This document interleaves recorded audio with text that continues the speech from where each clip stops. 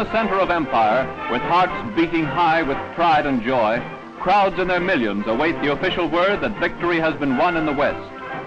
Britons from the dominions, the colonies, and the homeland, with guests from occupied countries, stand in hushed expectancy, eagerly awaiting the pronouncement of Britain's Prime Minister.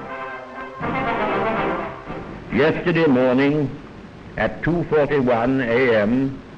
at General Eisenhower's headquarters, General Jodl, the representative of the German High Command, and of Grand Admiral Dönitz, the designated head of the German state, signed the act of unconditional surrender of all German land, sea, and air forces in Europe to the Allied Expeditionary Forces and simultaneously to the Soviet High Command.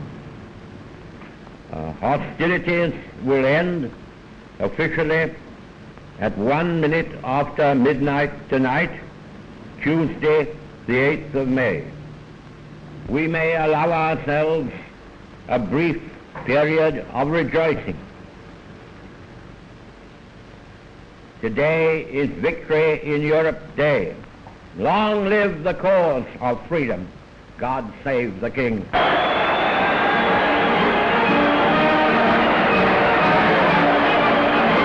Forgotten for the moment are the grim years of sweat, blood, and tears, as in scenes of mad abandon, London celebrates the long-awaited V-Day.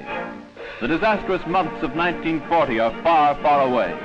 The horrors of threatened invasion and blitz bombing are mere specters of the past. Shoulder to shoulder, civilians, workmen, housewives, and service people of the far-flung empire have made this day possible. They have the right to celebrate. They wear the mantle of victory.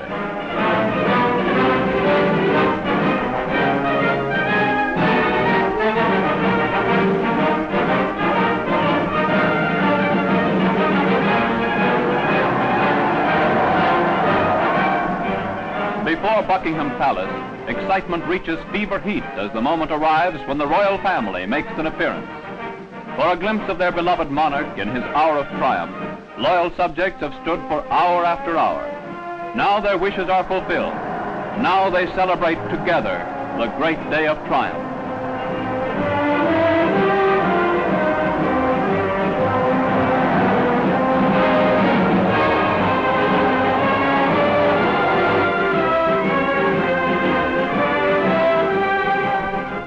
Today, we give thanks to God for a great deliverance. In the Far East, we have yet to deal with the Japanese, a determined and cruel foe. To this we shall turn with the utmost resolve and with all our resources.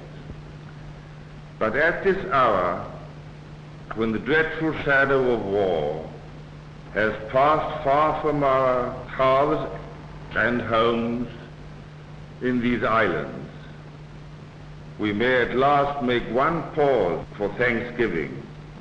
First, and let us remember those who will not come back, their constancy and courage in battle, their sacrifice and endurance in the face of a merciless enemy.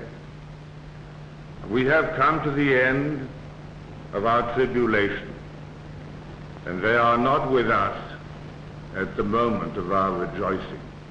The day is one of thanksgiving the world over. In Holland, there is real cause to cheer. The capitulation of Germany has literally saved thousands from death by starvation. Their Canadian liberators are feted, and ceremonies of thanks are held for deliverance.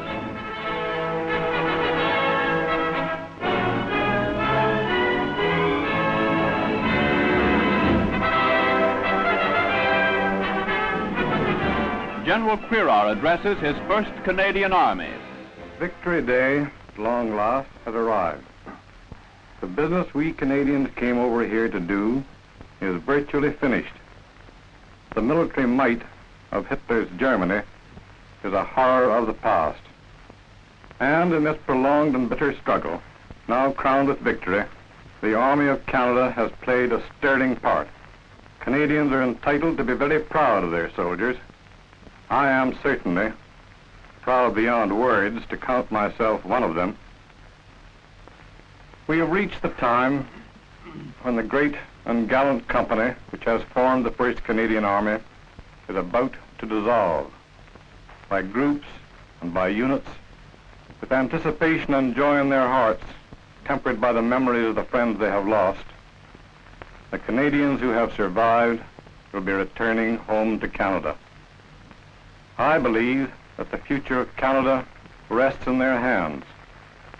It will be a grand future should they be given the opportunity in peace to prove and practice the admirable characteristics they have demonstrated in war.